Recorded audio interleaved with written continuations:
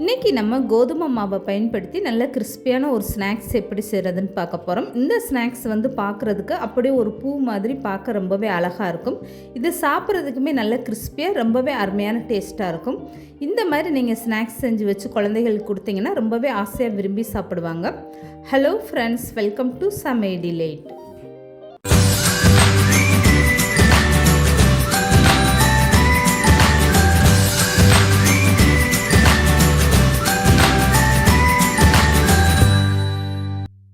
இப்போ இந்த ஸ்நாக்ஸ் செய்கிறதுக்காக ஒரு அகலமான பாத்திரம் எடுத்துக்கோங்க. இதில் ஒரு கப் அளவுக்கு கோதுமை மாவும் ஒரு கப் அளவுக்கு மைதா மாவும் எடுத்துக்கோங்க.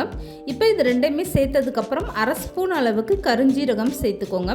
இப்போ இது கூடவே 3 ஸ்பூன் அளவுக்கு வெள்ளை சர்க்கரை எடுத்து அது கூடவே 2 ஏலக்காய் சேர்த்து மிக்சியில் நல்லா பவுட்ரு பண்ணிவிட்டு அந்த பவுட்ரு சர்க்கரையை அப்படியே சேர்த்துக்கோங்க. இப்போ மாவுக்கு தேவையான அளவு உப்பும் சேர்த்துக்கோங்க. இது கூடவே 1 ஸ்பூன் அளவுக்கு பட்டர் சேர்த்துக்கோங்க. பட்டர் சேர்த்து நீங்கள் இந்த ஸ்நாக்ஸ் செய்யும்போது அது நல்லா சாஃப்டாக கிறிஸ்பியாக ரொம்பவே சூப்பராக இருக்கும். இப்போ இதெல்லாமே சேர்த்து நல்லா கை வச்சு இந்த மாதிரி மாவை ஃபஸ்ட்டு மிக்ஸ் பண்ணி விட்டுக்கோங்க. இந்த ஸ்நாக்ஸுக்காக நான் 1 கப் அளவுக்கு கோதுமை மாவும் 1 கப் அளவுக்கு மைதா மாவு எடுத்திருக்கேன். நீங்கள் வேணும்னா 2 கப் அளவுக்கு கோதுமை மாவை பயன்படுத்தி இந்த ஸ்நாக்ஸை செய்யலாம்.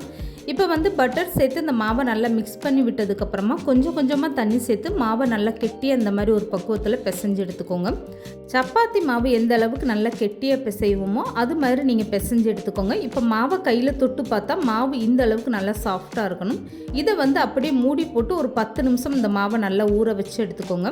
இப்போ 10 நிமிஷம் நல்லா ஊற வச்ச மாவை மூடியை ஓப்பன் பண்ணி பாருங்கள். மாவு எந்த அளவுக்கு நல்லா சாஃப்டாக ஊறி வந்திருக்கு பாருங்கள்.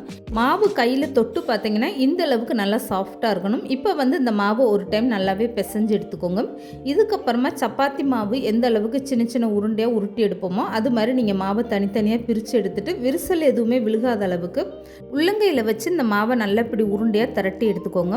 இந்த மாதிரி எல்லா மாவையும் நல்லா உருண்டையாக திரட்டி எடுத்ததுக்கப்புறம் இதுக்கப்புறமா அந்த மாவை தேய்ச்சி எடுக்கிறதுக்காக ஒரு சப்பாத்தி கட்டையை எடுத்துக்கோங்க. ஒவ்வொரு உருண்டையும் எடுக்கும்போது நீங்கள் மாவை அப்படியே மூடி வச்சுக்கோங்க. திறந்தே வச்சிங்கன்னா உங்களுக்கு காற்றுல மாவு மேலே காஞ்சு போயிடும். இப்போ சப்பாத்தி கட்டையில் கொஞ்சமாக கோதுமை மாவு அப்படி இல்லைன்னா மைதா மாவு இந்த மாதிரி தூவிக்கோங்க. இதுக்கப்புறமா நம்ம உருண்டையாக ஊட்டி வச்சுருக்க மாவுலேருந்து ஒன்று எடுத்து வச்சுட்டு நல்லா லேசாக தேய்ச்சி எடுத்துக்கோங்க. எந்த அளவுக்கு நல்லா லேசாக தேய்க்க முடியுமோ அது மாதிரி நல்லா லேசாக தேய்ச்சி எடுத்துக்கோங்க. சப்பாத்தி கட்டையில் உங்களுக்கு மாவு ஒட்டுற மாதிரி இருந்தால் கொஞ்சம் லேசாக மாவு அந்த மாதிரி தூவி விட்டுட்டு நீங்கள் தேய்ச்சி எடுத்துக்கோங்க. இப்போ பாருங்கள், சப்பாத்தி கட்டை அகலத்துக்கு நான் நல்லாவே லேசாக தேய்ச்சி எடுத்துகிட்டேன். கையில் எடுத்து பார்த்தா இந்த மாதிரி பேப்பர் கணத்தில் இருக்கணும். இப்போ இந்த மாதிரி மாவு தேய்ச்சி எடுத்ததுக்கப்புறம் இதுக்கு மேலே கொஞ்சமாக நீங்கள் மைதா மாவு இல்லை கோதுமை மாவு இந்த மாதிரி நல்லா தடவி விட்டுருங்க. இந்த மாதிரி மாவை தூவி விட்டு கை வச்சு நல்லா அப்ளை பண்ணி விட்டதுக்கப்புறம் எக்ஸ்ட்ரா இருக்கக்கூடிய மாவை இந்த மாதிரி நல்லா ஓரத்தில் நீங்கள் எடுத்து விட்டுருங்க. அவ்வளோதாங்க. இதுக்கப்புறமா சின்னதாக பாட்டில் மூடி அப்படி இல்லைன்னா சின்னதாக கிண்ணம் இருந்தால் அதை வச்சு நீங்கள் ரவுண்டாக கட் பண்ணி எடுத்துக்கோங்க. இந்த மாதிரி சின்ன சின்ன சைஸாக நீங்கள் ஒரே ரவுண்டாக கட் பண்ணி எடுத்துக்கோங்க.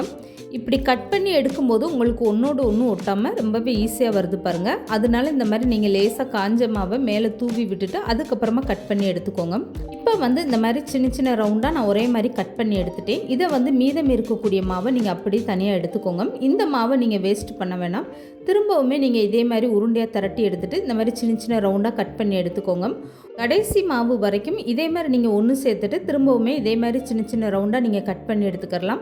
மாவு ஒரு வேளை ரொம்ப காஞ்சு போன மாதிரி இருந்தால் லேசாக நீங்கள் தண்ணி தெளித்து இன்னொரு டைம் பிசைஞ்சு எடுத்துக்கோங்க. இப்போ கட் பண்ணி எடுத்த மாவை அப்படியே எல்லாமே ஒரு ஓரமாக எடுத்து வச்சுருங்க. இதுக்கப்புறமா இந்த பூ மாதிரி உள்ள டிசைன் எப்படி செய்கிறதுன்னு பார்க்கலாம். இப்போ கட் பண்ணி எடுத்து வச்சுருக்க மாவுலேருந்து இந்த மாதிரி 7லேருந்து 8 பீஸ் ஒன்றா இப்படி அடுக்கி வச்சுருங்க. இதுக்கப்புறமா இந்த மாதிரி ஒரு நீளமான ஸ்டிக்கு ஒன்று கையில் எடுத்துக்கோங்க. இந்த மாவு ஒரே ரவுண்டாக இருக்கணும். இது மாதிரி நீங்கள் ஒரே ரவுண்டாக அடுக்கி எடுத்து வச்சுக்கோங்க. இதுக்கப்புறமா இந்த ஸ்டிக்கை நடுவில் இப்படி வச்சுட்டு இந்த சைடு ரெண்டுமே நீங்கள் கை வச்சு இப்படி அழுத்தம் கொடுக்கணும். இப்படி செய்யும்போது உங்களுக்கு நடுவில் ஒரு கோடு மாதிரி நல்லா ஒன்றோடு ஒன்று எல்லா மாவுமே ஒட்டிக்கிறோம். இந்த சைடு 2 பகுதியுமே பார்த்தீங்கன்னா உங்களுக்கு ஒட்டாது, நடுப்பகுதி மட்டும் இந்த மாதிரி நல்லா ஒட்டிக்கிறோம். இந்த மாதிரி ஒட்டும் போது உங்களுக்கு பாருங்கள், பார்க்குறதுக்கு எந்த அளவுக்கு நல்லா இதழ் மாதிரி அடுத்தடுத்து ஒட்டாமல் ரொம்பவே சூப்பராக வந்திருக்கு பாருங்கள்.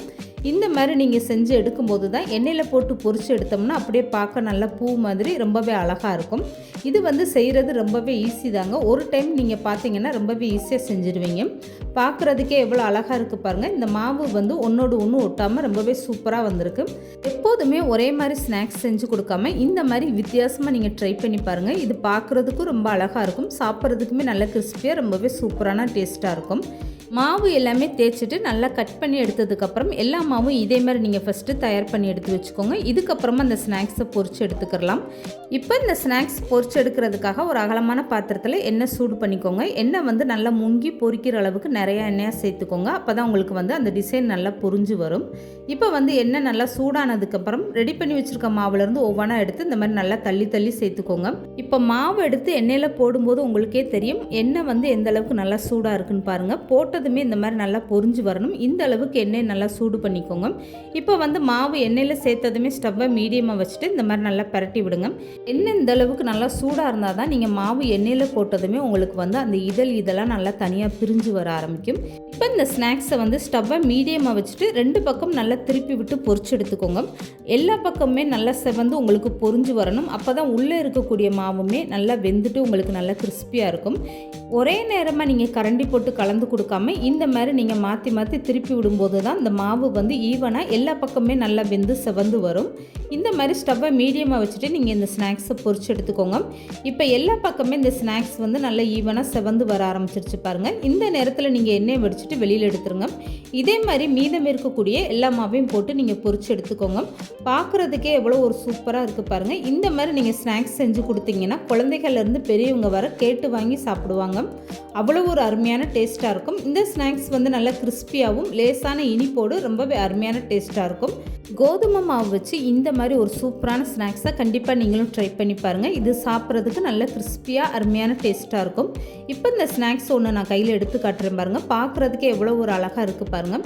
இப்போ இந்த ஸ்நாக்ஸை நான் ஒன்று கையில் எடுத்து உடச்சி காட்டுறேன். எந்த அளவுக்கு நல்ல கிறிஸ்பியாக வந்திருக்கு பாருங்கள். ஸ்டவ்வை நீங்கள் மீடியமாக வச்சு பொரிச்சு எடுக்கும்போது தான் இந்த ஸ்நாக்ஸ் வந்து இந்த அளவுக்கு நல்லா செவந்து கிறிஸ்பியாக வரும். கண்டிப்பாக நீங்கள் ட்ரை பண்ணி பாருங்கள்.